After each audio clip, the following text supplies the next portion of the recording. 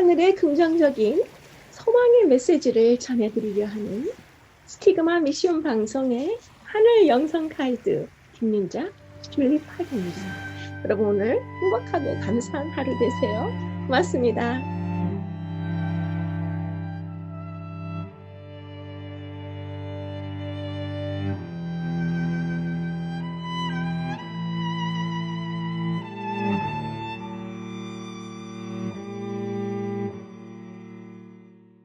안녕하세요. 오늘은 제5과 모든 민족과 바벨에 대해서 공부하시는 시간입니다. 벌써 오늘이 제5과인데요.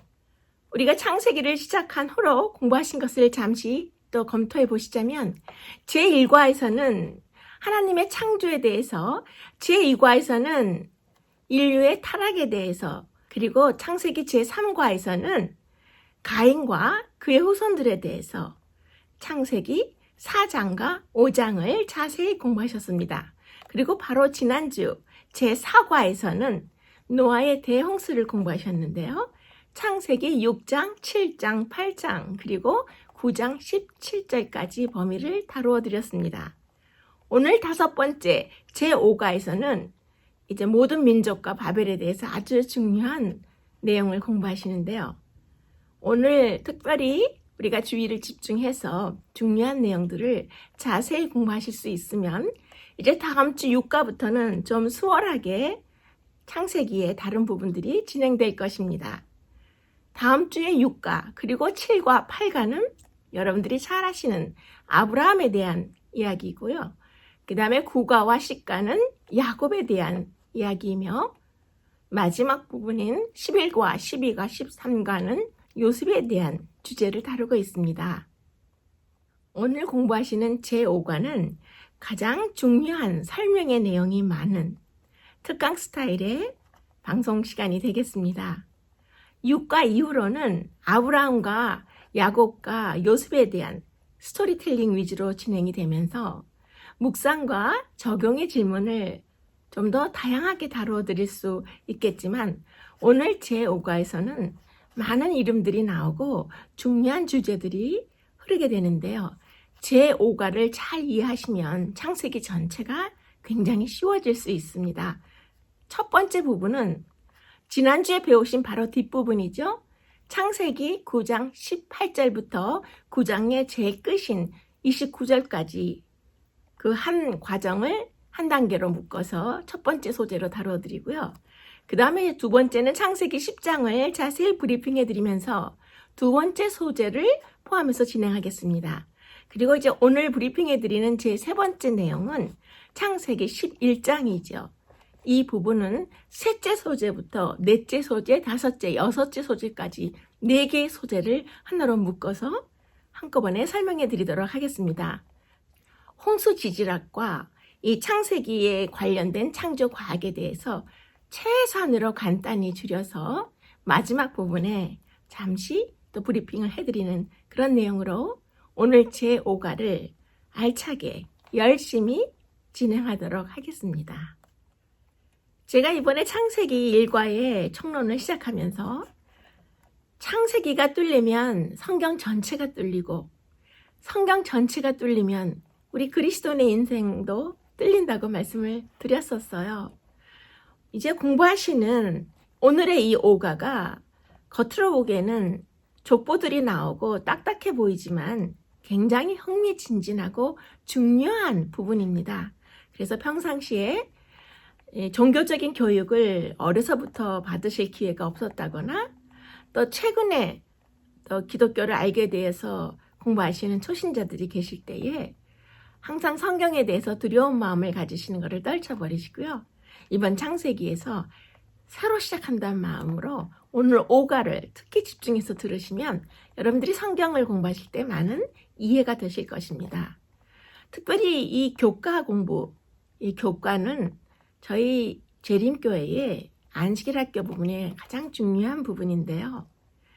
우리가 이 교과 공부를 할 때는 이것이 평신도의 몫이고 이것을 연구하고 가르치고 배우는 것이 모두 평신도를 위해서 만들어진 그런 과정입니다. 그래서 유명한 전문 강사의 몫이 아니라 우리 평신도 모두가 함께 공부하고 함께 가르치고 함께 배우는 그런 중요한 부분으로서 SDA 재림교회의 평신도들의 특권이고 또 가장 중요한 책임이기도 합니다. 오늘 공부하시는 이 5가에서는 인류 역사에서 흥미진진한 그 시작 부분을 자세히 다루어 드리는데요. 그동안 이해되지 않았던 점, 애매모호했던 점들을 오늘 명확히 함께 묵상하시면서 그 가닥을 잡아 나가시면 오늘 1시간 동안 특강 스타일로 진행해드리는 이 공부에 몰입하실 때 큰 보람을 느끼시며 시청하실 수 있으실 것입니다. 그러면 이제 첫 번째 브리핑 순서입니다. 창세기 9장 18절부터 9장의 마지막 부분 29절까지의 범위를 첫째 소재의 내용을 함께 담아서 진행해 보도록 하겠습니다.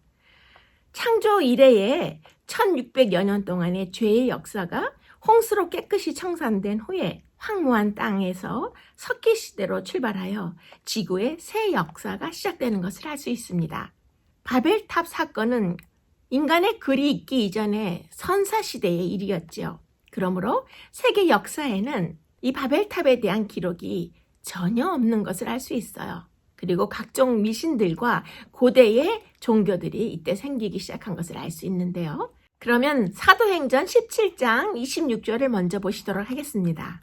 인류의 모든 족속을 한 혈통으로 만드사 온 땅에 살게 하시고 그들의 연대를 정하시며 거주의 경계를 하나셨으니 다시는 물로 세상을 멸망하지 않으시겠다는 하나님의 약속을 잊은 사람들은 자신들이 하나님의 자리에 오르고자 하는 악한 목적을 가지고 서로 연합했던 것을 알 수 있습니다. 그러나 인류를 사랑하신 하나님께서는 신이 이 땅에 내려오셔서 그 상황에 직접 개입하셔서 그들을 흩으심으로 구원의 기회를 허락하셨던 것입니다.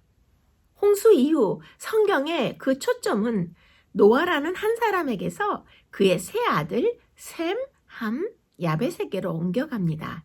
바벨탑 사건으로 다시 한번 인류를 위한 하나님의 계획에 차질이 생기고 문제가 생겼어요. 축복이 돼야 했을 모든 민족의 탄생은 또 다른 저주의 원인이 되었는데요. 여러 민족은 하나님의 자리를 차지하기 위해 연합했던 것입니다. 홍수 이후 겨우 100년을 지나면서 다시 인생들이 하나님을 등지고 죄를 끌어들이는 계획으로 바벨탑을 건설하는 것을 알 수 있습니다. 그 언어의 혼잡이 옴으로써 인간의 언어에 따라 족속들이 분산되어 세계 각지로 민족의 대이동을 하게 되었고 고대의 소국가들이 형성되게 되는데요. 이것이 오늘날 세계 각 지역에서 다른 언어를 사용하게 된 그 시초이고 유래인 것입니다. 언어의 소통이 저지되는 과정에서도 죄악의 물결은 또다시 이 세상을 휩쓸고 우상 종교들이 하나님을 대신하였습니다. 마침내 하나님은 복음의 씨를 계승할 한 사람, 아브라함을 불러내어서 한 민족을 이루게 함으로 복음의 중심 센터로 만드시는데요. 그러면 이제 창세기 9장 25절에 또 특별한 말씀을 함께 보시도록 하겠습니다. 가나안은 저주를 받아 그 형제의 종들의 종이 되기를 원하노라. 도덕적인 부패 때문에 홍수를 당하여 황폐된 지구를 하나님의 백성으로 다시 채우시기 위하여 하나님께서는 단 한 가족, 곧 노아의 가족을 홍수를 통해서 보존하셨지만 노아의 세 아들들 가운데서도 홍수 전 세상에서 볼 수 있었던 동일한 악한 특징들이 또다시 신속히 나타났던 것입니다. 인류의 조상이 될 셈과 함과 야벳의 품성 가운데 그들의 후손들의 품성이 예시된 것인데요. 그러면 이어서 창세기 9장 26절과 27절도 보시겠습니다. 셈의 하나님 여호와를 찬송하리로다. 가나안은 셈의 종이 되고 하나님이 야벳을 창대케 하사 셈의 장막에 거하게 하시고 가나안은 그의 종이 되게 하시기를 원하노라. 함의 비인도적 범죄는 그의 마음에서 부모에 대한 존경심이 사라진 지 오래라는 것과 그의 성격이 불경건하고 비루하다는 것을 나타냈죠. 이 악한 특징은 그 후손들에게 물려진 바 되었는데요. 그들의 계속적인 죄는 그들에게 하나님의 심판을 불러왔던 것입니다. 그 반면에 셈과 야벳이 나타낸 아버지에 대한 존경, 하나님의 원칙들에 대한 그들의 존경은 하나님의 사랑과 은혜의 후손이 되게 하신 것입니다. 영감의 글 부조의 선지자를 보시면 지금 말씀드린 이 부분이 함의 상황에 대해서 쓰인 전부인데요. 이 공부를 하시면서 성경이나 영감의 글에 나타나 있지 않은 그런 부분들을 우리가 좀 생각을 해서 깊이 묵상을 하며 또 그 상황을 좀 더 구체적으로 이해해 볼 수 있는 기회를 가져보도록 하겠습니다. 그러면 시편 144편에 있는 말씀을 또 함께 보시겠습니다. 여호와를 자기 백성으로 삼는 백성은 복이 있도다. 셈의 가게는 하나님의 언약의 가게, 약속된 구주의 족보가 될 것이었습니다. 여호와는 셈의 하나님이셨죠. 그에게서 아브라함이 그리하여 이스라엘 백성이 생겨날 것인데 그들을 통해서 그리스도께서 오실 것이었습니다. 그리고 야벳은 셈의 장막에 거하면서 야벳의 자손들은 복음의 축복에 특별히 참여할 것이 예언되었습니다. 노아의 예언은 독단적인 진노의 선고도 아니고 총애하는 엄명도 아니었습니다. 노아의 예언은 그의 아들들의 품성과 운명을 고정시키지는 않았지만 그것은 그들이 각자 선택한 생활과 그들이 개발시킨 품성의 결과가 어떻게 되리라는 것을 미리 보여주는 것이었습니다. 가나안의 후손들은 예언적 저주를 통해서 그들은 노예가 될 운명에 처하였지만 수세기 동안 그 운명은 보류되었고 하나님께서 그들이 당신의 오래 참으심의 한계를 넘을 때까지 그들의 불경건한 부패를 참으셨으나 결국 가나안 후손들은 재산을 빼앗기고 셈과 야벳 자손들의 노예가 되는 것을 볼 수 있습니다. 전도서 9장 18절을 보시면 한 죄인이 많은 선을 패괴케 하였다고 말씀하고 있죠. 대체로 자녀들은 부모의 성질과 성벽을 그대로 물려받으며 부모를 본받는 것을 알 수 있습니다. 그같이 하여 부모의 죄는 대대로 그 자손들에 의해서 행하여지는데요. 노아의 아들 함이 나타냈던 그 아버지에 대한 비열함과 불경을 함의 자손들도 그대로 되풀이하였으며 여러 세대 동안에 걸쳐서 함의 자손에게 저주가 내려왔던 것을 볼 수 있습니다. 첫째 소재의 묵상의 질문을 보시면 홍수 사건의 영웅이었던 노아가 술에 취함으로써 인간이 얼마나 연약하고 실수하기 쉬운 존재이며 모든 인간은 매 순간 하나님의 은혜를 필요로 하는가라고 묻고 있어요. 지금 이 질문은 창세기 9장에 나오는 노아와 노아의 아들들 간의 아주 유명한 그 사건인데요. 우리가 이 이야기는 너무 많이 들어도 너무 애매하고 이해할 수 없는 부분이 참 많습니다. 오늘은 특별히 이 부분을 좀 더 예리한 시각으로 묵상해 볼 수 있도록 칼날 같은 포인트로 한번 함께 조명해 보시도록 하겠습니다. 그러면 창세기 9장 20절에 있는 말씀을 보시겠습니다. 노아가 농사를 시작하여 포도나무를 심었더니 포도주를 마시고 취하여 그 장막 안에서 벌거벗은지라. 이 이상한 사건은 노아 홍수 이후 350년 동안 노아의 삶에서 일어난 사건 중에서 가장 중요한 사건이 되었습니다. 창세기 9장 22절을 이어서 보시겠습니다. 가나안의 아버지 함이 그의 아버지의 하체를 보고 밖으로 나가서 그의 두 형제에게 알림해 셈과 함과 야벳만 등장하면 되는 이 장면에서 느닷없이 함의 아들 가나안의 이름이 등장하죠. 게다가 가나안은 천한자라는 뜻과 함께 앞으로 이스라엘 백성이 들어갈 가나안 지역과 연관이 있는 이름입니다.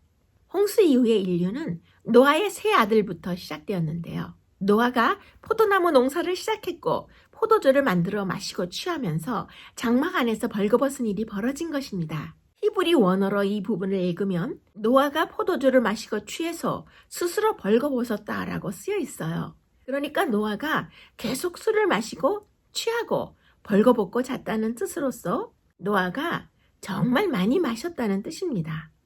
노아가 포도주를 마시고 벌거벗은 채 잠든 사건이 벌어졌는데 이 사건은 술 마시고 주정을 부려서 왜 자식들을 시험에 들게 만들었나 하는 수준의 그런 문제가 아닌 것이죠. 그러면 이제 그 다음 부분 창세기 9장 23절을 보시도록 하겠습니다. 셈과 야벳이 옷을 가져다가 자기들의 어깨에 메고 뒷걸음쳐 들어가서 하체를 덮었으며 아버지의 하체를 보지 아니하였더라. 아담은 범죄 후에 하나님 앞에 나아갈 때 처음으로 자신이 벌거벗었다는 것을 깨닫고 부끄러워했었는데요. 벌거벗음은 수치를 의미하는 것입니다. 그런데 여기에서 노아의 벌거벗은 수치를 셈과 야벳은 덮어주었습니다. 마치 하나님이 아담과 하와의 수치를 가죽옷으로 덮어주셨던 것과 비슷한 상황이죠. 그러나 가나안의 아버지 함은 자기 아버지의 벌거벗은 하체를 보고 밖으로 뛰어나가서 그의 두 형제들에게 큰 소리로 알렸습니다. 바로 이 행동이 함이 저주받은 이유입니다. 애초에 원인 제공자는 노아인데 왜 그의 둘째 아들 함이 저주를 받아야 하는가 하고 의문을 가질 수도 있습니다. 그러나 그렇지 않습니다. 함이 억울하게 저주를 받은 게 아니라는 뜻입니다. 가나안은 저주를 받아 그 형제의 종들의 종이 되기를 원하노라. 25절의 말씀입니다. 이 일로 한 아들이 종들의 종이 되는 저주를 받게 되었습니다. 그런데 노아는 아들의 죄를 굉장히 심하게 다루었죠. 가나안이 가인처럼 살인을 저지른 것도 아닌데 가나안에게 형제들의 종이 되라는 저주를 퍼부은 것입니다. 인간적으로 볼 때 혹시 노아가 술이 덜 깼던 건 아닐까 하는 생각이 들 정도로 심하죠. 상식적이지 않기 때문입니다. 보통의 부모라면 자식이 아무리 잘못했어도 이 정도의 저주를 퍼붓지는 않으니까 말이죠. 그런데 새로운 인류의 역사에서 벌써 아들의 시대부터 저주가 시작되는 것입니다. 이것이 굉장히 심각한 문제인데요. 중요한 것은 그때까지 하나님은 인간에게 저주라는 표현을 직접 사용하신 적이 없다는 사실입니다. 사람에게는 벌을 내리셨고 가인의 범죄 때에도 가인이 땅으로부터 저주를 받게 된 것이죠. 그러면 9장의 25절부터 27절까지 말씀을 계속 보시겠습니다. 가나안은 셈의 종이 되고 하나님이 야벳을 창택케 하사 셈의 장막에 거하게 하시고 가나안은 그의 종이 되게 하시기를 원하노라 하였더라. 노아가 원인을 제공한 셈이지만 아들들이 아버지의 기행에 어떻게 반응했느냐에 따라 축복과 저주가 갈렸습니다. 문제는 노아의 말을 하나님께서 이루셨다는 것이죠. 노아는 단순히 술 주정을 부린 것이 아니라 예언자적인 발언을 했던 것입니다. 그렇다면 도대체 가나안에 무엇이 그처럼 심한 벌을 받게 했을까요? 그 핵심을 들여다보면 홍수 후에 살아남은 새로운 인류도 하나님의 축복이 있는 인류와 저주를 받아 종이 되는 인류로 나누어진다라는 것입니다. 노아는 셈과 함과 야벳 세 아들을 두었어요. 그 중에서 둘째 아들 함은 가나안의 아버지입니다. 가나안은 천하다, 천한 자라는 뜻이며 낮은 곳에 거한다라는 의미이죠. 실제로 가나안 지방을 여행해 보시면은 이 팔레스타인 지역이 대체적으로 매우 낮은 지대에 위치해 있는 것을 우리가 경험으로도 알 수 있습니다. 그러면 잠시 여기에서 창세기 3장의 한 부분을 들여다보도록 하겠습니다. 내가 동산에서 하나님의 소리를 듣고 내가 벗었으므로 두려워하여 숨었나이다. 죄를 지은 인간에게는 벌거벗음이 부끄러움이요 수치입니다. 노아는 하나님의 은혜로 새로운 인류의 시작이 되었지만 술 마시고 벌거벗는 사고를 쳤어요. 은혜 받은 노아가 어떻게 이렇게 할 수 있습니까? 그런데 인간은 모두 그럴 수 있는 것입니다. 노아는 여전히 아담의 원죄의 영향력 아래 있었으니까 말이죠. 그래서 우리 모든 사람이 죄의 영향력 아래에 있다라는 말을 우리가 자주 듣게 되는 것입니다. 그러면 여기에서 함이 저주를 받을 수밖에 없었던 중요한 두 가지 이유를 잠시 짚어보고 지나가도록 하겠습니다. 함이 저주를 받을 수밖에 없었던 첫째 이유는 노아를 성적으로 조롱했기 때문입니다. 함이 형제들에게 말할 때 그냥 말하지 않았다는 것이 분명하죠.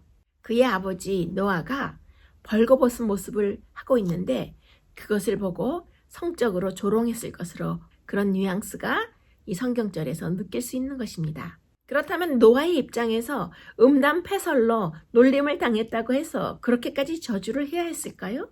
결론으로 말하자면 그렇습니다.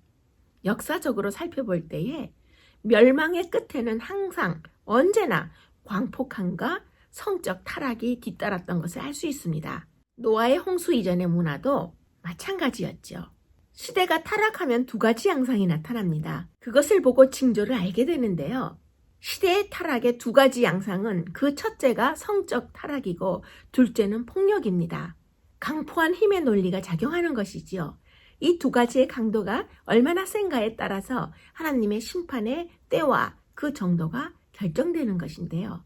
하나님을 떠난 인류 문명의 특징이 성적인 타락과 힘의 논리인 것을 알 수 있습니다. 문명은 발전해 갔지만 어려서부터 마음의 계획이 항상 악해서 인간은 하나님을 떠나 힘의 논리와 성적 논리로 살았습니다. 그래서 하나님은 그 문화를 멸망시키셨는데요. 그런데 노아의 둘째 아들 함이 그 더러운 문화를 홍수시대 이후에 다시 이렇게 가져온 것입니다. 하나님이 싫어하셔서 멸망시키기까지 했던 그 타락한 성적 문화를 함이 그대로 가져온 것이고, 그래서 함은 저주를 받은 것이 합당한 것입니다. 노아의 둘째 아들 함뿐만 아니라 누구든지 세상 문화와 방법을 따라하며 사는 사람이 있다면 그 사람도 저주를 받게 된다는 실제적인 영적 교훈이 되는 것이죠. 함이 저주를 받은 두 번째 이유는 그의 아버지 노아의 은혜를 몰랐기 때문입니다. 함이 대홍수에서 구원받을 수 있었던 것은 누구 덕분이었을까요? 바로 아버지 노아 덕분이었죠. 노아가 비록 죄를 완전히 떨치지 못하고 벌거벗은 수치를 보였지만 죄악이 가득한 세상에서 그가 하나님과 동행했기 때문에 그의 가족이 모두 함께 구원을 받을 수 있었던 것입니다. 아버지의 신앙으로 자기가 은혜를 받았는데도 불구하고 함은 노아의 허물을 그대로 드러낸 것이죠. 함은 두 형제에게 아버지의 약점을 공개하는 심각한 잘못을 저지른 것입니다. 함은 노아를 통해서 은혜를 입었음에도 야비하게 아버지의 허물을 들춰낸 것인데요. 그러나 하나님이 함에게 기대하셨던 것은 그의 아버지 노아의 허물을 덮어주는 것이었습니다. 노아는 홍수 전에 사악한 사람들과 대조를 이룰 의로운 사람이었지만 여전히 하나님의 은혜가 필요했던 죄인이었습니다. 노아가 술을 마시고 벌거벗는 실수를 했다는 것은 죄가 여전히 노아의 삶에 관여하고 있었다는 뜻입니다. 노아에게는 죄가 흐르고 있었고 홍수 이후에도 노아는 여전히 하나님의 은혜를 매 순간 필요로 했던 것입니다. 이것은 아무리 은혜를 입은 자라도 죄에서 자유로울 수 없다는 뜻이지요. 가나안의 아버지 함이 자기 아버지 노아의 수치를 보고 어떻게 했습니까? 곧장 밖으로 나가 형제들에게 말해주었다고 했는데요. 함이 셈과 야벳에게 알렸는데 이때 알리다는 선포하다, 선언하다, 누설하다, 배반하다라는 뜻이 있습니다. 함이 노아의 수치를 그냥 알린 것이 아니라 크게 선포하듯이 까발렸다는 것을 알 수 있습니다. 어쩌면 함이 손뼉을 치면서 아버지가 벌거벗은 채 주무시고 계셔 라고 비아냥거리고 야유적인 비웃음과 함께 큰 소리로 말했을지도 모릅니다. 처음부터 가나안의 아버지 함으로 기록된 것으로 보아 노아의 벌거벗은 수치를 함 혼자 본 것이 아니라 그의 아들 가나안도 함께 봤을 것으로 우리가 생각해 볼 수 있는 부분입니다. 그런데 술이 깬 노아가 둘째 아들이 자기에게 무슨 짓을 했는지 금세 알아채고 가나안을 저주했습니다. 왜 둘째 아들 함이 아니라 그의 아들인 노아의 손자 가나안에게 저주를 했을까요? 첫째는 당시 현장에 조금 전에 말씀드린 대로 함뿐만이 아니라 함의 아들이었던 가나안도 함께 있었을 것으로 추정해 볼 수 있고, 두 번째 이유는 저주가 대물림되는 것을 확실하게 보여주기 위해서입니다. 함에게 저주가 임했다면 함에게만 임한 것이 아니고 노아는 함과 함의 자손에게 형제의 종들의 종이 되는 큰 저주를 내렸던 것입니다. 종들의 종이란 말은 가장 천한 종을 의미하는 것입니다. 그런데 셈과 야벳은 어떻게 했습니까? 큰 보자기같이 생긴 겉옷을 가져다가 어깨에 메고 뒷걸음쳐서 들어가서 아버지의 벗은 몸을 조용히 가려주었습니다. 셈과 야벳은 함과는 달리 아버지의 수치를 덮은 것입니다. 이 덮다라는 말에는 두 가지 의미가 있는데요. 첫 번째 의미는 수치를 가리는 것을 의미하죠. 셈과 야벳은 아버지의 수치를 눈으로 보지 않으려고 뒷걸음질로 다가가서 이불을 덮어준 것입니다. 하나님이 아담과 하와에게 가죽옷을 지어 입히셨던 것과 똑같은 그런 마음이 이 두 아들에게 있었던 것입니다. 하나님은 아버지의 수치를 드러내지 않고 덮어주는 셈과 야벳의 마음을 축복하신 것입니다. 그리고 덮다라는 단어의 그 두 번째 의미는 셈과 야벳이 자신들의 구원이 아버지 노아 덕분이라는 것을 알았다는 의미입니다. 자신들이 은혜를 입었다는 것을 인식한 것인데요. 은혜라는 말에는 덮는다라는 의미도 함께 있는 것입니다. 사람이 하나님의 은혜를 입었다는 것은 그의 허물을 하나님이 덮어주셨다는 것입니다. 하나님은 셈과 야벳 모두에게 복을 주셨지만 셈의 후손과는 특히 긴밀한 관계를 맺으셨죠. 셈의 후손을 통해서 다른 씨가 세상 속으로 흘러 들어올 것이기 때문입니다. 바로 아브라함이 셈의 후손인 것입니다. 그런데 함의 행동이 그렇게 큰 저주를 받을 만큼 악한 행동이었을까요? 그리고 셈과 야벳의 행동은 그토록 큰 축복을 받을 만한 행동이었는가에 대해 단순하게 의문이 들기도 하지만 무엇 때문에 한쪽은 저주를 받고 다른 한쪽은 축복을 받았는지 세심하게 생각해 봐야 하는 것입니다. 예수 그리스도의 보혈이 인간의 허물을 덮는 것입니다. 이것을 칭이라고 하는데요. 의로워서 의롭게 여김을 받는 것이 아니라 의롭게 여김을 받기 때문에 의로운 것입니다. 주님의 은혜가 덮는 것이지요. 하나님 아버지의 은혜를 아는 사람은 다른 사람의 허물을 덮습니다. 셈과 야벳 그리고 함이 구분되는 것은 장차 세상에 두 가지 인류가 있을 것을 의미하며 타락한 옛 마음을 가진 인류와 하나님의 마음을 가진 인류로 분리되는 것입니다. 함에게 내려진 저주 속에는 하나님께서 허락하신 구원을 받아들이는 축복의 약속도 포함해 있는 것을 우리가 간과하지 말아야 합니다. 그럼 이제는 창세기 10장 특별 브리핑을 진행하도록 하겠습니다. 오늘 진행해드리는 그 두 번째 내용인데요. 이 내용은 여러분들이 공부하시는 제5가의 둘째 소재의 내용이기도 합니다. 창세기 10장은 홍수 이후 시대의 족보를 보여주고 있는데요. 10장에 나오는 족보는 바벨탑으로 가는 족보입니다. 그래서 창세기 10장을 한마디로 그 주제를 표현할 수 있다면 너는 섞고 섞이지만 나는 너를 구별한다라는 하나님의 음성으로 우리가 생각해 볼 수 있습니다. 그러면 창세기 10장 1절을 보시겠습니다. 노아의 아들 셈과 함과 야벳의 족보는 이러하니라.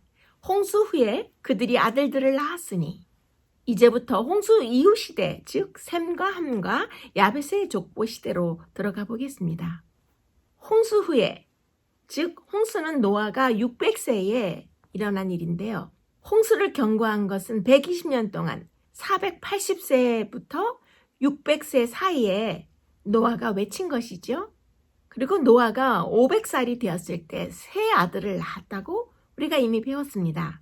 그러면 이 홍수 후에 노아는 350년을 더 살다가 950세에 죽은 것을 알 수 있습니다. 창세기 5장에서 시작됐던 죽음의 족보가 9장 29절에서 드디어 끝난 것이지요. 죽음의 족보를 통해서 무엇을 알 수 있습니까? 창세기 5장에서 말하고 있는 아담부터 노아까지의 그 죽음의 족보는 하나님과 동행을 해도 죄의 문제는 본질적으로 해결되지 않는다는 것이지요. 그럼에도 인간에게 소망이 있어서 에녹이나 노아처럼 하나님과 동행하는 그 은혜를 누릴 수 있다는 것을 보여주고 있습니다. 창세기 10장 32절을 계속 이어서 보시겠습니다. 홍수 후에 이들에게서 땅의 열국 백성이 나뉘었더라. 창세기 10장은 노아의 아들 셈과 함과 야벳의 족보로 시작이 되는데요. 홍수 이후 세대의 족보입니다. 창세기 10장 2절부터 5절까지는 야벳의 족보이고 창세기 10장의 6절부터 20절까지는 함의 족보이며 그 다음에 21절부터 31절까지는 셈의 족보인 것을 알 수 있습니다. 그런데 이 족보 안에 바벨탑 사건이 들어있음을 알 수 있는데요. 기록된 순서로 봐서는 바벨탑 사건이 뒤에 기록되었으나 실제로는 이 족보 안에 바벨탑 사건이 섞여 있죠. 따라서 성경을 기록된 순서로만 보면 안 되는 것입니다. 성경은 그렇게 쓰인 책이 아니기 때문인데요. 기록된 순서, 성경이 기록된 순서가 꼭 연대수는 아니라는 의미입니다. 그러면 조금 전에 설명해드린 그 창세기 10장에 노아의 세 아들 셈, 함, 야벳의 족보에 나오는 인물들이 총 70명으로 나타나는데요. 특별히 왜 70이란 숫자를 쓰셨을까? 그 의미가 혹시 있을까? 우리가 한번 생각해 보도록 하겠습니다. 야벳의 족보에는 14명이 등장하고 함의 족보에는 30명, 셈의 족보에는 26명이 등장하죠. 이 족보를 다 합하면 70명 등장하는 것이죠. 성경에서 70은 열국을 상징합니다. 의도적으로 70명에 맞추어 기록한 것으로도 생각해 볼 수 있습니다. 야벳이 후손을 14명밖에 낳지 않았다는 뜻이 아니라 의도적으로 맞추느라고 14명이 기록된 것일 수도 있습니다. 따라서 눈에 보이는 숫자만으로는 성경을 제대로 해석할 수 없을 수도 있습니다. 야벳 후손의 업적은 별로 특이할 만한 것이 없습니다. 그런데 한 가지 재미있는 것은 야벳의 아들은 고멜, 마곡, 마대, 야완, 두발, 메색, 디라스로 7명을 기록해 놓고 그 아들들 중에서 고멜의 아들 3명과 야완의 아들 4명만 기록했다는 사실입니다. 야벳의 족보에는 아들 7명과 손자 7명이 기록된 것이죠. 의도적으로 7 플러스 7로 맞추어 기록한 것을 생각해 볼 수 있는데요. 야벳의 아들 7명, 완전수이죠. 손자 7명도 완전수입니다. 하나님이 야벳을 창대케 하셔서 야벳의 후손이 이방 열국으로 번져나갔음을 보여주는 대목인 것입니다. 그러면 여기에서 잠시 창세기 46장을 보시겠습니다. 야곱과 함께 애굽에 들어간 자는 66명이니 이는 다 야곱의 몸에서 태어난 자이며 야곱의 집 사람으로 애굽에 이른 자가 모두 70명이었더라. 그러면 여기에서 66명에 70명이 되었으면 이제 4명이 더해진 거죠. 그 4명은 야곱 자신과 요셉 그리고 요셉의 2 아들 이렇게 4명을 다 더할 때 야곱의 집 가문에서 애굽에 이른 자가 70명이었다라는 그 70이라는 숫자가 나오는 것입니다. 야곱의 집 사람으로 애굽에 이른 자가 모두 70명이라고 했는데요. 이것은 세계 열국, 곧 믿음의 열국을 뜻하는 것입니다. 야곱의 가족 70명이 애굽으로 내려갔지만 하나님은 이들을 통해서 온 민족에게 복의 근원이 되게 하셨습니다. 그래서 70으로 열국을 상징하게 된 것입니다. 그러면 잠시 누가복음 10장 1절을 보시면 주께서 70인을 세우사 친히 가시려는 각동 각처로 둘씩 앞서 보내시며라고 말씀하고 있는데요. 같은 맥락에서 예수님께서는 전도하기 위해 70인을 각처로 미리미리 보내신 것을 알 수 있습니다. 창세기 10장은 홍수 이후의 족보, 지금 공부하시는 이 10장은 바벨탑 사건으로 가는 족보이고 창세기 11장은 믿음의 조상 아브라함으로 가는 족보인 것을 우리가 알 수 있어요. 이제 지도를 하나 보시겠습니다. 붉은 부분은 함의 후손이 퍼져나간 곳이죠. 아프리카, 주로 흑인종들이 살고 있는 지역입니다. 그 다음에 이 지도에서 파란색, 블루 컬러를 보시면 셈 후손이 퍼져나간 지역이에요. 여기는 중동 지역인 것을 알 수 있고 주로 황인종인 것을 알 수 있습니다. 노란 부분으로 되어 있는 지도의 모습은 야벳의 후손이 퍼져나간 그 부분이고 유럽부터 시작해서 유라시아 이런 부분들이 이제 백인들이 주로 살게 되는 그런 지역인 것을 아실 수 있어요. 전체 지도를 보시면 셈과 함과 야벳의 후손들이 퍼져나간 그 지역들을 우리가 한눈에 볼 수 있는데요. 창세기 10장에서 2절에서 4절까지 이제 야벳에 대한 이야기가 나오죠.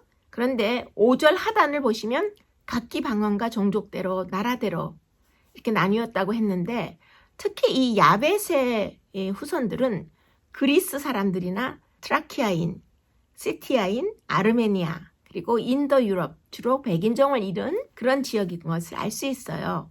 5절 하단에 보시면 바닷가의 땅에 머물렀더라 라고 말씀하고 있죠. 이것은 야베 족속의 후손들이 그 이탈리아 반도와 발칸 반도를 중심으로 해서 지중해 연안 바닷가에 거주한 것을 알 수 있습니다. 두 번째 지도를 보시면은 이것은 이제 야벳의 그 후손들이 살았던 지역을 좀 눈여겨 보시면 좋은데요. 검은 글씨로 되어 있죠. 야벳이라고 쓰여 있는 그 지역이 있는데요. 지중해 그 위쪽을 보시면 나타나 있습니다. 창세기 10장 5절에서 야벳의 아들들 이들로부터 여러 나라 백성으로 나뉘어서 각기 언어와 종족과 나라대로 바닷가 땅에 머물렀더라 라고 쓰여 있는 것을 알 수 있어서 이들이 지중해 연안 바닷가에 주로 거주한 야벳 후손이라는 것을 알 수 있어요. 그러면 세 번째 지도를 보시면 함의 후손들이 퍼져나간 지도가 자세히 보입니다.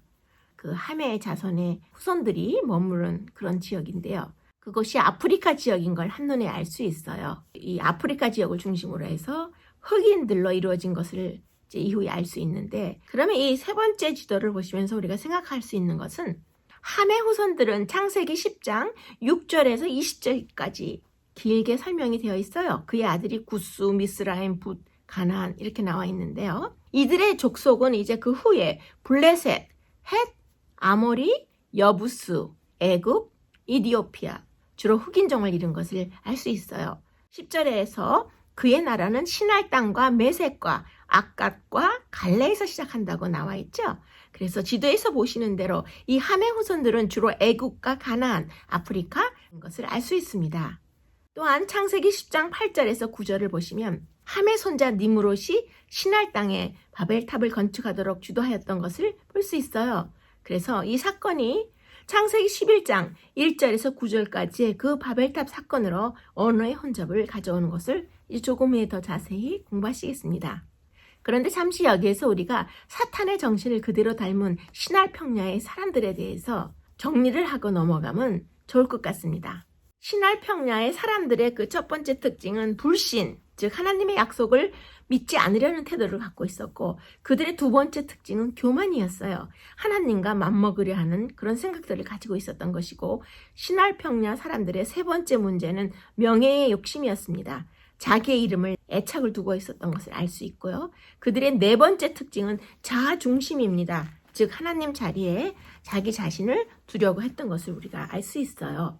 자, 그러면 이제 네 번째 지도를 보시면은 셈 족속의 후손들이 살고 있는 그 지역이 자세히 보이죠? 연한 살색으로 되어 있는 중간 지역이 바로 셈의 후손들이 퍼져나간 지역인데 중동인 것을 우리가 알 수 있죠. 그 창세기 10장에서 21절에서 31절까지 보시면 셈의 후손들의 이야기가 나오죠. 엘람과 아수르, 아르박삿, 룻, 아람 이런 이제 아들들의 이름이 나오고, 그 중에서 에벨, 벨렉, 욕단의 이름이 나와요. 셈의 족속의 그 후손들을 보면 바벨론, 아시리아, 히브리, 페니키아, 모압, 아랍 이런 지역인 걸 알 수 있어요. 이들이 많이 거주했던 것은 현재의 이라크, 이란, 사우디아라비아 동반부, 리디아 그리고 시리아 등인 것을 알 수 있습니다. 그런데 지도를 하나 더 보시면은 이 셈의 지도 중에서 그 초록색 부분이 셈의 후손들이 살고 있는 지역으로 표기가 되어 있는데요.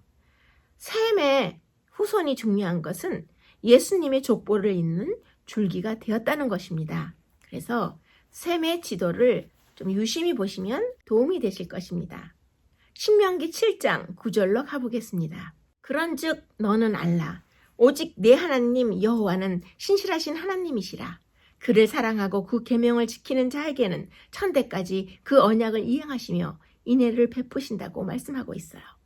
아버지에 대한 첫째 아들 셈의 존경은 얼마나 큰 보상을 받았으며 그의 후손 가운데서 얼마나 빛나는 거룩한 사람들의 계보가 나타났는지 이제 알 수 있습니다. 그래서 여호와께서 완전한 자의 나를 아시니 그 자손이 복을 받는다고 시편 37편에도 말씀하고 있는 것입니다.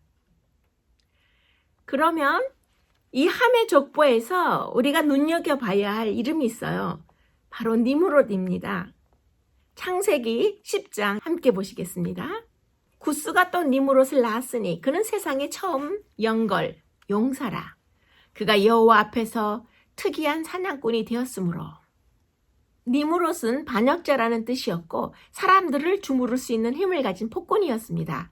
그런데 신아래 바벨탑이 들어서죠. 바벨탑을 쌓은 나라가 니무롯의 나라인 셈인데요. 니무롯이 바벨탑을 쌓는 주축이 된 것입니다. 강한 힘과 능력이 있으니까 사람들을 모아서 바벨탑을 쌓고 이름을 내자고 주장할 수 있었던 것이죠. 용감한 사냥꾼, 특이한 사냥꾼이란 말은 아주 강한 사냥꾼으로서 사람 사냥꾼, 노예 사냥꾼이라는 뜻도 있습니다. 여기에서 말하는 세상의 첫 용사란 강포한 자 또는 광폭한 자를 뜻합니다. 즉 폭군을 가리키는 말인데요. 니무롯은 그냥 노예 사냥 정도가 아니라 전제 군주로서 사람을 죽이고 사냥하는 자였음을 뜻하는 것입니다. 바벨탑이 세워진 시기는 함의 족보 가운데 함의 손자, 즉 구스의 아들인 니무롯이 살던 시대였다는 것을 알 수 있습니다. 하나님의 뜻에 반역한 강한 힘과 능력이 있는 나라였는데요. 힘으로 하나님께 대항하고 대적하는 나라가 바로 니무롯의 나라였습니다. 그것이 바빌로니아 고대 왕국이었던 것을 우리가 미루어 짐작할 수 있는데요. 그러면 이제 창세기 10장 10절에서 12절까지를 또 이어서 생각해 보도록 하겠습니다. 그의 나라는 시날 땅의 바벨과 에렉과 악갓과 갈레에서 시작되었으며 아수르로 나아가 니느웨와 르호보딜과 갈라와 레센을 건설하였으니 이는 큰 성읍이라. 니무롯의 나라는 훗날 바벨론 제국으로 이어지죠. 그만큼 영역이 넓은 것입니다. 그가 아수르로 나아가서 레센을 건설하였으니 이는 큰 성읍이라고 했는데요. 얼마나 컸는지는 요나서 3장을 잠깐 보시겠습니다. 요나가 니느웨로 가니라. 니느웨는 사흘 동안 걸을 만큼 하나님 앞에 큰 성읍이었더라. 여기에서 니느웨는 훗날 아수르 제국의 수도가 되는 것을 알 수 있는데요. 2021년 제1기 이사야서를 배우실 때 자세히 설명드렸듯이 고고학적 발굴에 따르면 니느웨는 둘레가 96km에 달하는 아주 큰 성이었습니다. 그 성의 동쪽에서 서쪽까지 직경이 30km, 즉 약 90리가 넘었는데요. 1500개의 탑이 있었고 그 성벽 위로는 마차가 지나다닐 정도로 성벽이 튼튼하고 넓었습니다.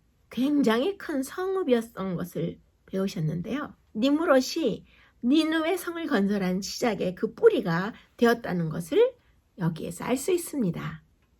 창세기 10장 15절을 보시면 가나안은 장자 시돈과 헷을 낳고라고 말하고 있어요. 함의 족보에서 특이한 점은 갑자기 가나안이 툭 튀어나왔다는 것입니다. 하나님이 아브라함에게 너는 너의 고향과 친척과 아버지의 집을 떠나 내가 너에게 보여줄 땅으로 가라 라고 창세기 12장에서 지시하신 땅이 바로 그 가나안이었습니다. 하나님이 약속하신 땅은 젖과 꿀이 흐르는 땅인데 그 땅이 알고 보니 하나님께 반역하는 나라를 세운 족속의 땅, 즉 노아의 수치를 드러냄으로써 저주를 받았던 함의 후손 가나안이 다스리는 나라였습니다. 가나안은 저주받은 함의 나라이기 때문에 망해야 하는데 하나님은 오히려 선택의 축복을 받은 백성이 바라보고 나아가야 할 땅으로 만드셨습니다. 하나님이 선택하신 자가 좋은 데에 정착하지 않고 저주받고 천한 곳을 다스려서 하나님의 나라로 만드는 꿈이 하나님께 있었다는 것을 알 수 있습니다. 그러면 여기에서 창세기 10장 21절의 말씀을 이어서 보시겠습니다. 셈은 에벨, 온 자손의 조상이요 야벳의 형이라 그에게도 자녀가 출생하였으니 셈의 족보의 시작이 무척 재미있는데요. 셈은 야벳의 형이며 에벨 온 자손의 조상이라고 했어요. 그런데 에벨이 누구입니까? 네, 여러분 약간 복잡한 것 같지만 그래도 아주 흥미로운 역사 공부를 하고 계신데요. 지금까지 잘 따라오고 계신 거죠? 그러면 이제 창세기 10장의 22절부터 25절까지의 중요한 부분을 함께 보시겠습니다. 셈의 아들은 엘람과 아수르와 아르박삿과 룻과 아람이요. 아르박삿은 셀라를 낳고 셀라는 에벨을 낳았으며 에벨은 두 아들을 낳고 하나의 이름을 벨렉이라 하였으니 그때의 세상이 나뉘었으며 벨렉의 아우의 이름은 욕단이며. 네, 여기에서 셈의 족보를 보시면 에벨이 셀라 다음으로 등장하는 것을 볼 수 있어요.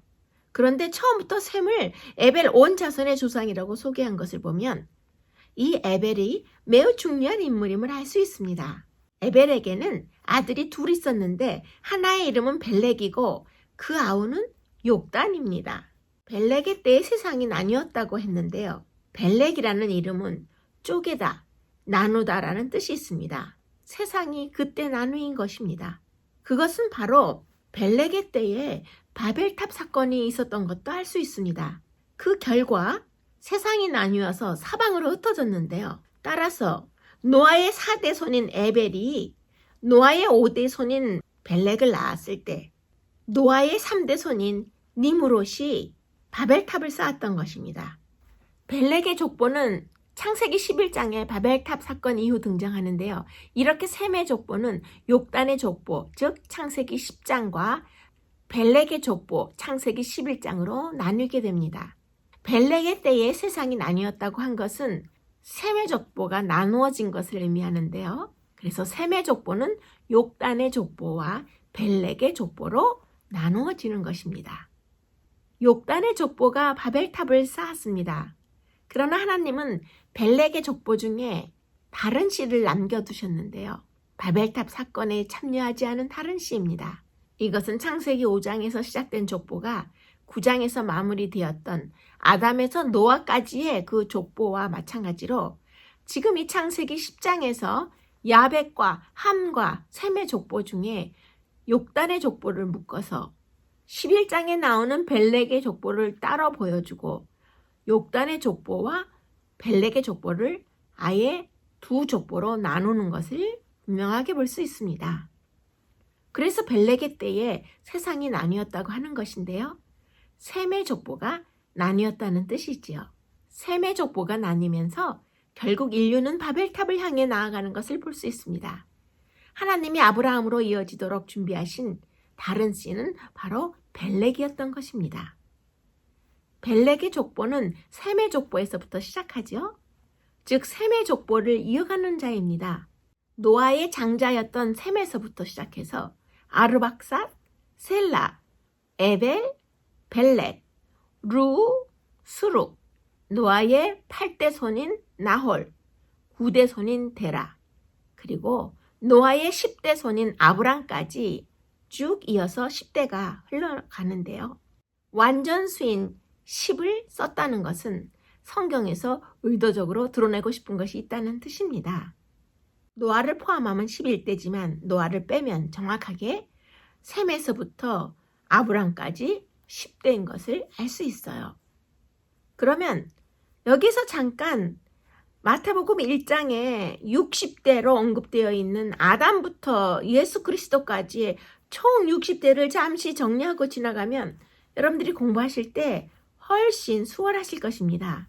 아담부터 노아까지는 정확히 10대 손이 흘렀고요. 노아의 아들인 셈부터 아브라함까지가 10대가 흘렀어요. 이것은 조금 전에 들으셨는데요. 그러면 이삭에서부터 다윗까지가 13대가 흘렀어요. 아브라함을 포함해서 언급해서 14대였기 때문에 아브라함을 지금 바로 전에 10대에 포함시켜서 그의 아들인 이삭부터 정확히 계산을 하면 다윗까지 13대가 흘렀고요. 그 다음에 다윗의 아들인 솔로몬부터 바벨론으로 포로로 잡혀가기 전까지가 13대가 흐르죠. 그 다음에 바벨론 포로 이후부터 예수 그리스도가 탄생하기까지 정확히 14대가 약 400년 동안 흐르죠. 그래서 지금 아담부터 예수 그리스도까지의 이 족보가 나오는 마태복음 1장이 구약의 약 4,000년간의 족보의 이어감을 한눈에 알아보게 정리해 놓은 것입니다. 창세기 5장에서 아담 이후 셋에서 노아까지도 완전수인 10대를 쓴 것을 알 수 있어요. 그 중에서 7대 손이 에녹이고 10대 손이 노아인 것을 알 수 있습니다. 둘 다 완전수에 맞게 족보에 들어갔으며 마찬가지로 셈에서부터 아브람까지도 완전수인 10대를 맞추어 기록한 것을 볼 수 있습니다. 성경이 10대라는 완전수를 사용한 것은 이 족보가 사람들로 말미암아 생긴 우연한 족보가 아니라 하나님께서 친히 다른 씨를 준비하셔서 인류를 구원하기 위한 족보라는 것으로 생각할 수도 있어요. 그래서 아담에서 노아까지가 10대였고 셈에서 아브람까지가 10대였던 것을 지금 자세히 브리핑을 들으셨습니다. 타락한 인류가 물의 심판을 향해 나갈 때 하나님은 노아라는 다른 씨를 준비하셨던 것처럼 또다시 타락하는 인류가 바벨탑을 쌓을 때 하나님은 아브라함이라는 다른 씨를 또 준비하셨습니다. 그리고 인류가 악화일로에 있을 때 다윗이라는 씨를 또 준비하셨고 인류가 멸망으로 치닫아 갈 때에 예수 그리스도를 준비하신 것입니다. 인류가 망해갈 때 하나님이 다른 씨를 통해 계속 구원을 이루시는 것처럼 모두가 바벨탑을 쌓고 있을 때 셈의 족보를 잇는 벨렉을 거쳐서 완전수 10대에 이르는 아브라함에 이르기까지 다른 씨를 정확하게 준비하고 계셨던 것입니다. 하나님은 아브라함을 통해서 직접 역사에 개입하시기로 하신 것입니다.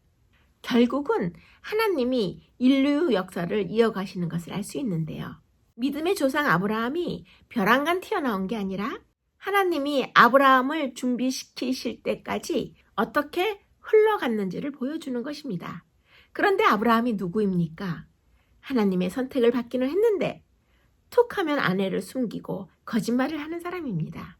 그러나 하나님은 그를 붙잡고 만들어 가시는 것입니다.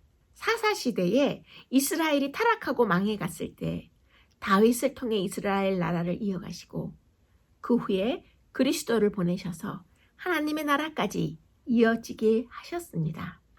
창세기 10장의 족보가 바벨탑으로 가는 족보라면 창세기 11장은 믿음의 조상 아브라함으로 가는 족보입니다.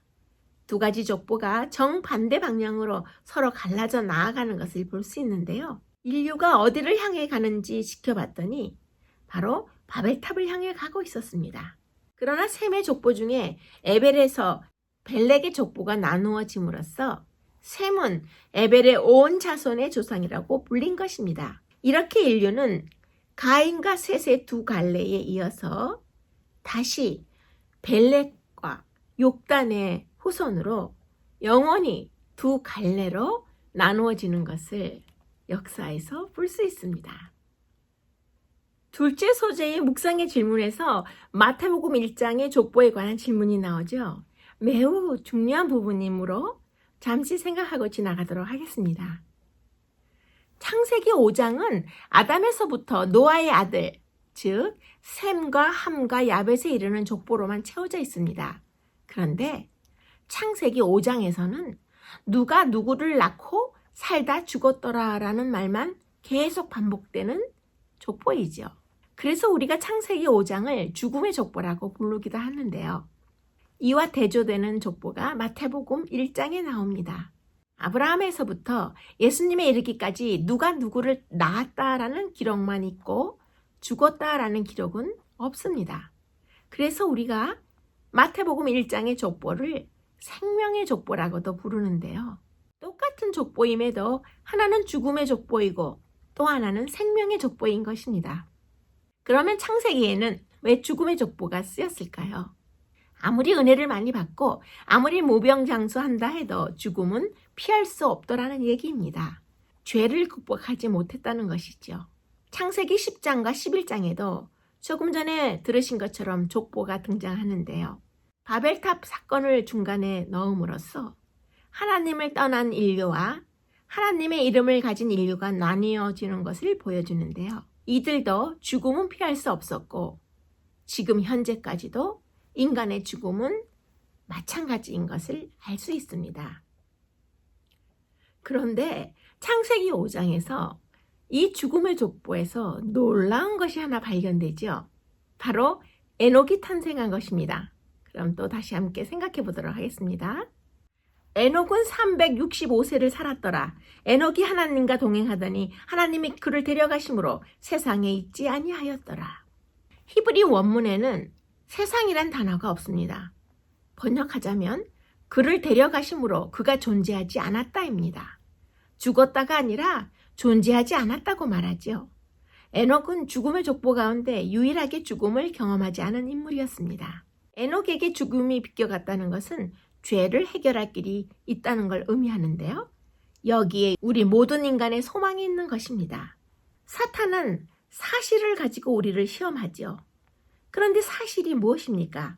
우리에게 실제로 일어난 일들이죠.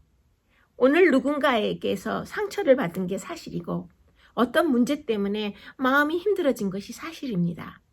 사탄은 그렇게 현재 우리에게 일어난 일들에 집중하게 만들어요. 그러나 우리가 쫓아가고 붙잡아야 할 것은 사실이 아니라 진실입니다. 진실이 무엇입니까? 바로 하나님의 말씀입니다. 세상 사람들은 사실만 볼지 모르지만 하나님을 믿는 사람들은 진실, 진리를 붙잡는 것이지요. 사무엘상 2장 30절을 보시면 나를 존중히 여기는 자를 내가 존중히 여기고 나를 멸시하는 자를 내가 경멸하리라 라고 말씀하고 계시는데요. 어느 시대에나 적용되는 진리입니다. 에녹은 하나님의 말씀을 존중하여 죽음을 겪지 않을 수 있었습니다. 그런데 하나님과 동행한다는 징표가 무엇일까요? 미련할 정도로 주의 말씀을 따르는 삶의 방식입니다. 하나님의 말씀이 진리라고 믿고 그냥 따라가는 것입니다. 하나님의 말씀을 듣고 지키며 사는 것입니다. 하나님의 말씀을 이해하지 못하더라도 자신의 머리로 판단하지 않고 따르는 것을 말하는 것입니다. 하나님이 어떤 분이신지 잘 알고 있으니까 하나님을 사랑하니까 따르는 것입니다. 오늘 공부하시는 세 번째 브리핑은 창세기 11장에 대한 내용입니다. 창세기 11장에 대한 내용은 제5가에서 셋째 소재부터 여섯째 소재까지 모두를 포함하는 내용입니다. 창세기 11장에서 1절부터 9절까지는 바벨탑 사건을 다루고 있고 10절부터 11장의 마지막 부분인 32절까지는 바로 믿음의 조상 아브라함으로 가는 중요한 족보를 보여주고 있습니다. 그러면 창세기 11장 1절부터 시작하도록 하겠습니다. 온 땅의 언어가 하나요, 말이 하나였더라. 모든 족속이 다 한 조상, 아담의 후손이므로 이때까지는 언어가 하나일 수밖에 없었습니다. 바벨탑 사건에서 가장 중요한 것은 언어가 하나였다는 사실인데요. 하나님이 오셔서 흩어버리기 전까지는 언어가 하나였고 말이 하나였던 것을 알 수 있습니다. 한동안 노아의 자손들은 방주가 안착했던 산중에서 살았습니다. 충실한 의의 설교자 노아는 홍수 후 350년간 살았고 그의 아들 셈은 500년간 살았습니다. 그런데 그들의 후손들은 하나님께서 그들의 조상들을 취급하신 역사에 정통하게 될 수 있는 기회가 있었지만 노아의 후손들은 그 마음에 하나님 두기를 싫어했던 것입니다. 그러면 이제 창세기 11장 2절로 또 가보시겠습니다. 그들이 동방으로 옮기다가 시날 평지를 만나 거기 거하고 현재의 이라크의 바그다드에서 페르시아만까지 이르는 지역을 시날 평지라고 하고 메소포타미아 남부 지역에 해당되는 것을 알 수 있습니다. 노아의 후손들의 수요가 증가하면서 배도가 일어나고 분열이 생겼는데요. 그들의 창조주를 잊어버리고 하나님을 두려워하는 그들의 형제들의 교훈과 모본을 늘 귀찮게 여겼습니다. 그리하여 얼마 후 그들은 하나님을 경배하는 자들과 분리되기로 결정하였는데요. 따라서 저들은 유프라테스 강변의 시날 평야로 이동하였던 것입니다. 그들은 이곳 지형이 아름답고 토지가 비옥한 데 마음이 끌려서 이 시날 평지에 거주하기로 결정하였던 것입니다. 그러면 4절을 계속 이어서 보시겠습니다. 성읍과 탑을 건설하여 그 탑 꼭대기를 하늘에 닿게 하여. 아담을 속여서 하나님을 등지게 한 사탄은 가인을 속여서 가짜 예배를 드리도록 하였고 이때 이후 대부분의 인류를 속여서 죄악으로 세상을 채워 홍수로 멸망당하게 한 것을 우리가 지금까지 쭉 배워오셨는데요. 사탄은 여기에 그치지 않고 홍수 후에 번성하는 인류를 또다시 속여서 거대한 도성을 쌓고 높은 탑을 건축하여 홍수를 피하라고 충동하지요. 그들은 이곳에 도시를 건설하고 그 도시 안에 세계의 큰 경이가 될 굉장히 높은 탑을 세우기로 결정하였던 것입니다. 그러면 같은 4절의 또 다른 부분을 함께 보시겠습니다. 우리 이름을 내고, 네, 이 부분에서 우리가 느낄 수 있는 것은 명예와 함께 유명해지기를 바라는 인간의 마음은 몇 천년 전부터 고대 시대부터 줄곧 피로 얼룩진 역사를 만들어내는 원인이 되었다는 것을 알 수 있는데요. 사람들이 유명해지기를 좋아하고 사람들의 인기를 얻기 위해서 안간힘을 쓰는 일이 그 당시부터 너무나 보편화되었던 것입니다. 또한 사람들은 죄의 마음으로 가득 차 있었는데 하나님을 떠나서 자기의 이름을 내고자 하는 마음이 있었던 것입니다. 이름을 내고 흩어짐을 면하자 하는 것이었는데요. 왜 흩어짐을 면하자라는 말을 했을까요? 하나님을 떠난 자의 두려움 때문입니다. 가인이 성을 쌓아서 자기를 보호하려고 했던 것처럼 본능적으로 자기 자신을 보호하기 위해서 자기 이름을 내고 싶은 것이죠. 하나님의 이름이 아니라 자기 이름을 내고 싶은 것입니다. 이것이 바로 바벨탑입니다. 그런데 죄가 들어오면 두 가지 양상이 벌어지죠. 하나는 자기 이름을 내고자 하는 것이고 또 하나는 죄인들끼리 똘똘 뭉치는 것입니다. 흩어짐을 면하고자 뭉쳐서 세력화하는 현상이 죄에게 있는 것입니다. 하나님 안에 있으면 주님의 이름을 내고 연합하고자 하는 마음이 있지만 죄 가운데 있으면 자기 자신이 우두머리가 되어서 자기 이름을 내고 마음이 통하는 죄인들끼리 연합하고자 하는 것, 이것이 인간의 마음속에 있는데요. 죄의 동질감을 느끼면서 서로 만족감을 얻는 것입니다. 그 당시 바벨 사람들은 그들의 대담한 사업에 완전히 연합되었던 것인데요. 하나님께서 저지하지 않으시고 그대로 놔두었더라면 그들은 세계를 그때부터 너무 심하게 타락시켰을 것입니다. 그들의 동맹은 반역의 기초가 되었는데요. 백성들의 마음이 우상 숭배로 어두워지자 사단은 그들로 하여금 그들의 우상의 제단에 자신들의 자녀들을 제물로 드리게 하였습니다. 사람이 하나님을 떠났을 때 공의와 순결, 사랑 등과 같은 하나님의 속성들은 압박이나 폭력, 잔인함에 밀려나는데요. 바벨 사람들은 하나님에게서 독립된 정부를 세우기로 결정하였던 것입니다. 거룩하며 의로우며 선한 하나님의 율법을 그들 자신의 이기적이며 잔인한 마음의 의도와 맞는 악한 법으로 대체하려고 노력하고 있었던 것입니다. 바벨탑을 건설하기 위해 연합했던 바벨 사람들은 창조주 하나님의 자리를 차지하고자 하는 잘못된 야망을 품었는데요. 이것은 오래전에 하늘에서 사탄이 품었던 그런 마음이었습니다. 신할 평야의 거민들은 하나님께서 다시는 홍수로 세상을 멸하시지 않으시겠다는 그분의 언약을 믿지 않았습니다. 그들 중에 많은 사람들이 하나님의 존재를 부인하고 홍수를 자연적 원인의 결과로 돌리려 했던 것입니다. 바벨탑 건설자들은 하나님께 대한 불평의 정신에 빠졌지요. 아담에게 베푸신 하나님의 긍휼과 노아와 맺으신 하나님의 은혜로운 언약을 기억하면서 감사하기는커녕 그들은 최초의 부부를 에덴에서 추방시키시고 세계를 홍수로 멸망시킨 하나님의 가혹하심에 대해서 불평하기만 하였습니다. 바벨탑 건축에 있어서 그들이 염두에 둔 한 목적은 또다시 대홍수가 일어날 경우에 그들 자신의 안전을 확보하자는 것이었는데요. 홍수의 물결이 닿은 높이보다 훨씬 더 높은 건축물을 만들므로써 그들은 그들이 어떤 위험도 미치지 못하는 곳에 있게 되리라고 생각했던 것입니다. 구름이 있는 층에까지 올라갈 수 있게 되면 홍수의 원인을 규명해 볼 수 있다고 감히 생각한 것입니다. 그러면 이제 창세기 11장 5절의 말씀을 연관해서 보시겠습니다. 여호와께서 인생들의 쌓는 성과 대를 보시려고 강림하셨습니다. 하나님은 세상 사람들에게 자비를 베푸시사 탑 건설자들의 목적을 좌절시키시고 그들의 대담성의 기념비인 바벨탑을 파괴하셨습니다. 또한 자비를 베푸셔서 그들의 언어를 혼잡하게 하시고 저들의 반역적 의도를 좌절시키셨는데요. 하나님께서는 이렇게 함으로써 사람들에게 회개를 할 수 있는 충분한 기회를 주셨고 그들의 억센 고집을 오래오래 참으셨던 것입니다. 하나님께서는 스스로의 힘과 노력으로 하나님의 자리를 차지하려고 하는 인간들의 어리석은 계획을 끊으시고 구원하시기 위해서 신할 평지의 바벨의 도시로 스스로 그 당시에 이 땅에 내려오신 것입니다. 바벨탑 성공을 기뻐하고 금은으로 만든 신들을 찬양하고 천지의 주제를 대적하였지만 그처럼 순조롭게 진행되어 왔던 공사가 갑자기 중지당한 것이죠. 하늘에서 내려온 천사들은 건축자들의 목적을 수포로 돌아가게 하도록 보내심을 받았는데요.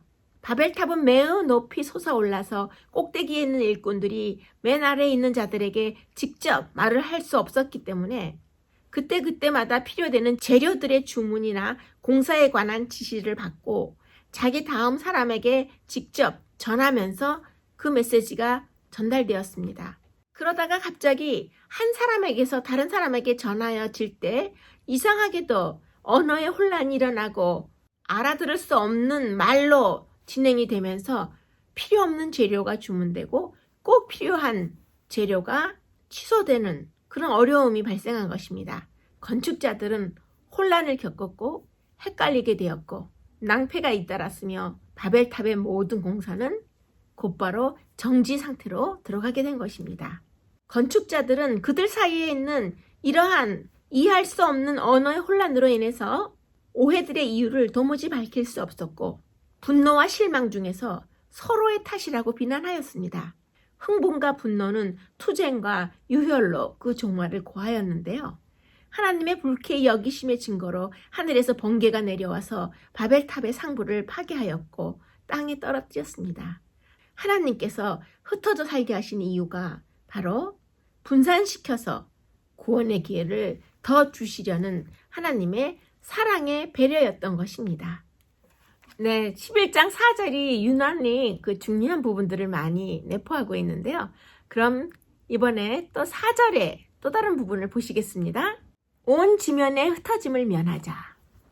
인간의 계획대로 탑을 건축하고 밀집하여 살게 되면 죄의 물결이 저들을 휩쓸어서 홍수 직전처럼 죄악이 관영하여 구원받을 기회가 좁아질 것을 아시고 하나님께서 분산시키신 것인데요. 온상 안에서 죄가 급성장하여 전염병처럼 신속히 파급되는 것을 막으신 것입니다. 창세기 1장 28절과 창세기 9장 1절을 다시 보시겠습니다. 하나님이 아담과 하와에게 복을 주시며 그들에게 이르시되 생육하고 번성하여 땅에 충만하라. 땅을 정복하라. 하나님이 노아와 그 아들들에게 복을 주시며 그들에게 이르시되 생육하고 번성하여 땅에 충만하라. 인류를 위한 하나님의 계획과 축복은 그들로 하여금 생육하고 번성하여 땅에 충만하게 하는 것이 창세기 9장과 창세기 1장의 말씀이에요. 바벨의 건축자들은 함께 모여 있고자 했고 그들이 성을 지으려고 했던 이유 중 하나가 온 지면의 흩어짐을 면하기 위함이었죠. 함께 똘똘 뭉쳐 있는 것이 그들 자신을 더 강하게 할 것이라고 생각하였고 그래서 그들은 흩어지는 것을 거부했던 것입니다. 11장 8절의 말씀을 함께 보시겠습니다. 여호와께서 거기서 그들을 온 지면에 흩으셨으므로 그들이 성 쌓기를 그쳤더라. 언어가 바뀌어서 서로 의사소통이 되지 않으므로 함께 살 수 없고 부득이 여러 그룹으로 분산될 수밖에 없었던 것이죠. 9절을 보시면 그러므로 그 이름을 바벨이라 하니 9절 상단의 말씀인데요. 바벨이란 말은 히브리어 동사 바발에서 유래된 단어예요. 혼잡하다, 혼란하게 하다라는 뜻인데요. 고대 바벨론 사람들은 저들의 도시를 바빌루 또는 바빌라니라고 불렀는데 이 단어들은 신들의 문, 신들의 항구라는 뜻입니다. 그런데 이 단어는 바벨론어의 동사인 바발루에서 왔고요. 이 바발루라는 바벨론어 동사는 흩다, 사라지다 라는 뜻을 가지고 있어서 이런 여러 단어들을 생각해 볼 때 이 모든 단어들이 비슷한 뜻을 가지고 있는 것을 알 수 있어요. 네, 그럼 이번에는 오늘 배우시는 제5가의 기억절이죠. 주제 성경절인 창세기 11장 9절을 보시겠습니다. 그 이름을 바벨이라 하니 이는 여호와께서 거기서 온 땅의 언어를 혼잡하게 하셨음이니라. 여호와께서 거기서 그들을 온 지면에 흩으셨더라. 이때까지는 모든 사람들이 동일한 언어를 사용해 왔었습니다. 그러나 이제는 서로 말을 알아들을 수 있는 사람들끼리 집단으로 뭉쳐서 사방으로 흩어졌던 것을 알 수 있죠. 죄는 집단을 이루어 살 때 전염병처럼 급속히 퍼지는 위험성을 가지고 있습니다. 하나님은 이것을 방지하기 위하여 분산시켜서 서로 거리를 두고 살게 함으로써 시간을 연장하고 복음을 전할 기회를 주시는 자비를 베푸셨는데요. 성경에는 이 바벨탑 사건으로 인한 언어의 변천 과정과 원인과 이유, 이 모든 것을 암시하고 있는 것입니다. 그들의 교만의 기념비는 그들의 어리석음의 기념비가 되었죠.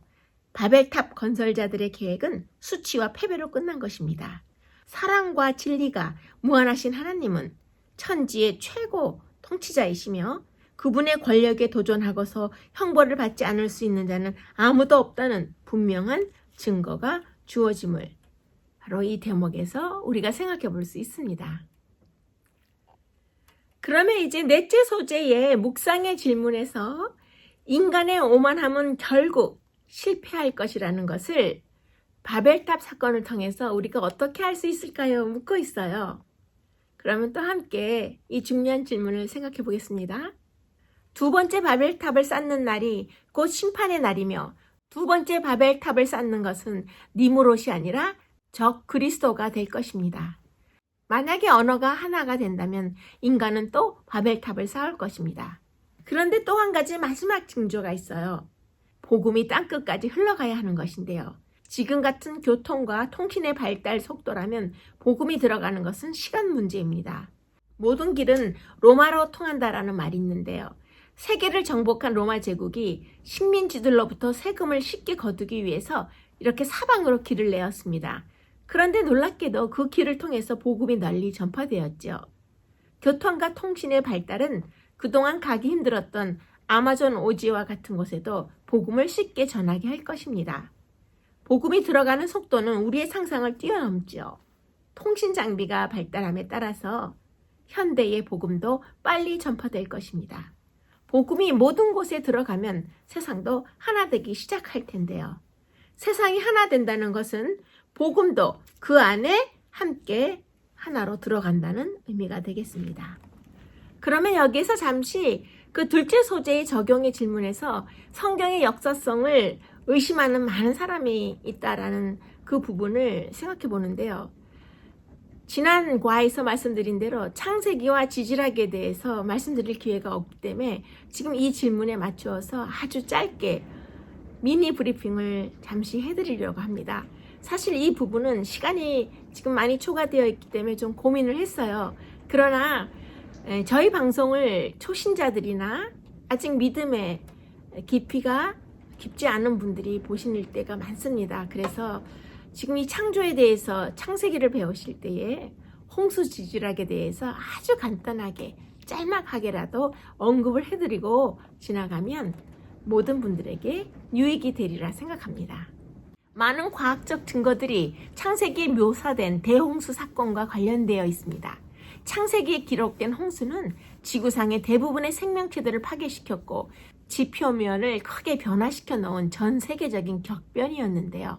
그러나 오늘날 현대의 과학적인 연구 분석에서는 창세기 노아 홍수의 전 세계적인 격변을 조금도 고려하지 않고 있으므로 이러한 풍조는 말세로 갈수록 사람들이 창조와 노아 홍수를 일부러 잊으려 할 것이라는 것이 하나님의 예언의 성취이기도 합니다. 현대의 과학 사상은 성경에 기록된 창조와 노아 홍수 내용을 생물학과 지질학의 진화론적 개념으로 대체시켜 놓았지만 과학과 성경을 연구할 때 과학과 성경 이 둘은 정확하게 일치하며 각각 서로에게 빛을 던져주는 것을 알 수 있습니다. 세상 과학자들은 하나님의 법이나 그 법을 통해 당신의 뜻을 이루시는 무한한 능력을 이해하지 못하므로 초자연적인 것을 믿지 않습니다. 인간의 지식은 제한되어 있어서 창조주께서 유한한 존재들에게 전적으로 이해될 수 없습니다. 모든 참된 과학은 하나님의 일하심과 조화되면서 모든 참된 과학은 성경과 일치하고 경이로움을 우리 앞에 공개합니다. 사탄은 세상의 과학자들의 무지로 인하여 과학이라는 이름을 빙자해서 하나님에 대한 거짓된 견해를 지지하려고 노력할지 모르지만 천연계의 책과 기록된 말씀은 서로 빛을 비추고 있습니다. 느헤미야 9장 6절에도 중요한 말씀을 하고 계셔요. 함께 보시겠습니다. 오직 주는 여호와시라. 하늘과 하늘들의 하늘과 1월 성신과 땅과 땅 위의 만물과 바다와 그 가운데 모든 것을 지으시고 다 보존하시오니. 한 과학도가 지구의 역사가 몇 년입니까? 하고 물었어요. 그랬더니 진화론자는 46억 년이라고 주장합니다. 성경에 이런 언급은 없지만 하나님은 그 나이가 46억 년이라고도 말하는 그 지구를 1초 만에 만들 수 있는 그런 분이신 것입니다. 그런데 하나님은 그 모든 것이 창세기의 기록을 통해서 하나님에 의해 하나님의 계획 안에서 벌어진 일임을 직접 설명하고 계시죠. 성경을 볼 때 성경이 진리라는 입장에서 봐야 합니다. 그래야 진실이 보이는 것이죠. 올바르게 이해하면 과학과 계시는 완전히 조화됨을 알 수 있습니다. 창조주와 그분께서 창조하신 만물들은 인간이 이해할 수 있는 범위 밖에 있으므로 자연 법칙으로 창조주와 그분의 창조 세계를 설명할 수 없는 것입니다. 창조 사업을 자연적 원인들의 결과로 설명하려고 끊임없이 노력해온 사람들이 있고 명백한 성경상 사실과 반대되는 인간적인 추론을 심지어 그리스도인이라고 공언하는 사람들까지도 받아들이고 있는 것을 볼 수 있습니다. 그런데 지질학은 성경 역사를 떠나서는 아무것도 증명할 수 없습니다. 현대 과학에 확신을 가지는 자들도 홍수 전의 사람들, 짐승들, 나무들의 크기나 그 당시에 일어났던 큰 변화에 대한 정확한 관념을 전혀 가지고 있지 못하지요. 지금 존재하거나 수천 년 전에 존재했던 어떤 것보다도 훨씬 큰 사람과 짐승들의 뼈, 그리고 화석이 된 큰 나무들이 발견되기 때문입니다. 몇천 년 전에 존재했었던 때는 하나님의 영감으로 기록된 하나님의 말씀에 의해서만 배울 수 있습니다. 지구는 홍수에 의해서 모든 것이 변하였죠.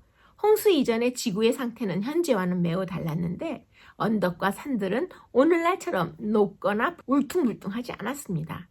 노아가 방주에 들어간 지 7일 후에 지하에 물이 분출하였고 최소한 40일간의 비가 계속 내렸죠. 물이 땅에 창일했던 150일간의 기간은 지구상의 가장 높은 산들이 모두 물로 덮인 상태로 해석될 수 있습니다. 그 이후에 225일간 땅이 말랐고 노아가 방주에서 나온 것은 방주에 들어간 지 382일 만이었어요.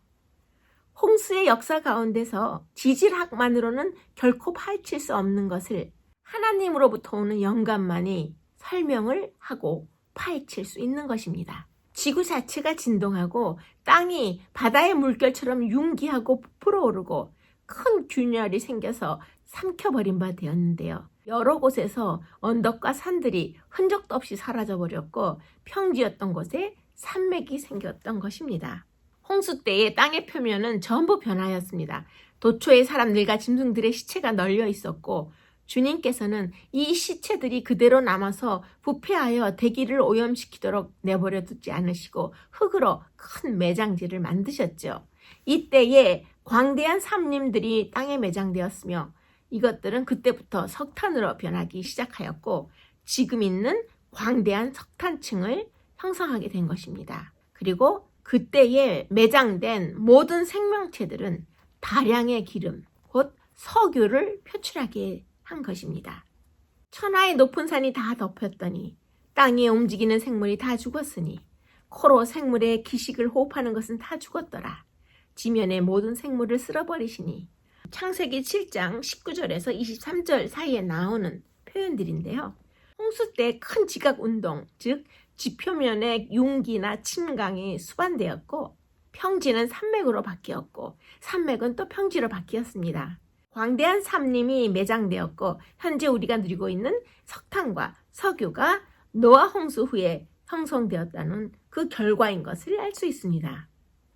노아 홍수는 눈 깜짝할 사이에 한 번에 이루어진 사건이 아니라 물이 서서히 상승함에 따라 홍수 이전의 지표면이 점차적으로 파괴되고 퇴적물들의 순서 같은 것이 생기게 된 것으로서 물에 의한 침전된 퇴적암들은 대개 층층이 쌓인 지층에서 발견되는데요. 이것은 퇴적이 진행되는 동안에 침전물이 공급되면서 생긴 변화의 결과인 것을 알 수 있습니다. 지금 배경화면에 거대한 퇴적암 산이 보이는데요. 대홍수, 노아 홍수와 같은 격변은 거대한 양의 침전, 곧 퇴적암을 형성하는 침식과 운반, 퇴적작용과 관련된 과정을 일으키는 것을 우리가 확실히 알 수 있습니다. 지각에서 발견되는 고생물의 유체, 유해, 흔적 등 과거에 생존했던 생명체에 대한 일체의 증거를 우리가 화석이라고 부르는데요. 그러므로 연체동물의 껍질이나 생물체의 허물, 동물들의 발자국이나 기어다닌 자국과 같은 생활 흔적도 화석에 속하는 것입니다. 생물체가 화석으로 보존되기 위해서는 신속한 매몰이 중요하다는 것은 창조론자나 진화론 고생물학자 모두가 인정하는 사실인데요. 창조론자들은 이 현상이 대부분 노아 홍수 때 발생하였다고 믿는 반면에 진화론자들은 기나긴 시간 간격으로 많은 격변을 거치면서 발생했다고 믿는 차이가 있는 것입니다.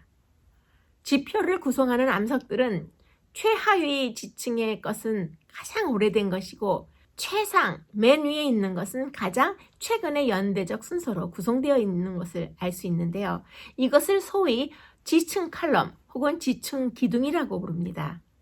창조론자들은 이러한 지층 칼럼에 나타나는 대부분의 퇴적암들은 노아 홍수 기간에 형성되었고 현재 관찰되는 퇴적 속도보다 훨씬 빠르게 퇴적되었다고 보는 것입니다. 일반적인 지층의 퇴적 속도와 성경 연대기를 일치시키려면 지층 칼럼의 대부분이 노아 홍수 때 형성되었다고 보는 것이 불가피한 것입니다. 하나님의 말씀 가운데는 가장 위대한 학자들도 결코 답변할 수 없는 질문들이 많이 있습니다. 지질학자들은 지구 자체 가운데서 지구가 모세의 기록이 가르치는 창세기에서 말하는 것보다 훨씬 더 오래되었다는 증거를 발견한다고 주장하고 있지만 과학적인 사람들이라고 공언하는 사람들이 단순히 인간적인 관점에서만 이 문제들을 다루기 때문에 그들은 분명히 잘못된 결론에 도달하는 것입니다. 너는 섞이지만 나는 구별하리라는 하나님의 말씀을 우리가 보았습니다. 절망하라, 그래야 소망을 보리라는 하나님의 음성을 창세기 10장에서 들었습니다. 창세기 11장에서는 믿음의 조상 아브라함으로 가는 족보를 배웠습니다. 창세기 11장이 우리에게 주는 교훈은 높게 쌓을수록 멀리 흩어지리라는 하나님의 뜻입니다. 현대 과학사상은 성경에 기록된 창조와 노아 홍수를 생물학과 지질학의 진화론적 개념으로 대체시켰습니다. 성경은 하나님을 모르는 사람들의 과학적인 관념으로 시험되어서는 안 되며 인간의 지식은 신뢰할 수 없는 안내자입니다. 과학적인 증거와 홍수 지질학의 과학이 증명하고 있는 것입니다. 마지막 시대를 살아가는 우리 시대에도 바벨탑을 건설하는 사람들이 있다고 하셨습니다. 무신론자들과 진화론자들의 인간 과학의 상상적 추론으로 학설을 만들고 하나님의 계시된 말씀을 배척하는 것을 볼 수 있습니다. 두 번째 바벨탑을 쌓는 존재의 리더는 니무롯이 아니라 적 그리스도가 될 것입니다. 하늘에 도전하는 두 번째 바벨탑이 세워진다면 이때가 바로 세상의 마지막 심판 때일 것입니다.